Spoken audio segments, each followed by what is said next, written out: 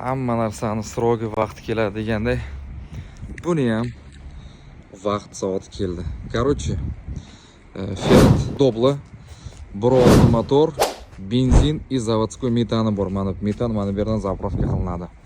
Mashina полный на ходу. Salon кожаный. Orqa сиденьяsi bor. Hop. Pechka, mechka, стеклоподъемник, regulировка zerkal, hamma narsasi ishlaydi.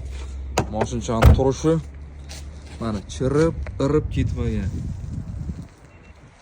Mana целый mashincha. Hop, bu mashinani sotyapmiz. Bu orqasi yaxshi turibdi, просто plyonka yopishtirilgan, чтобы steklo deb o'ylasin deb.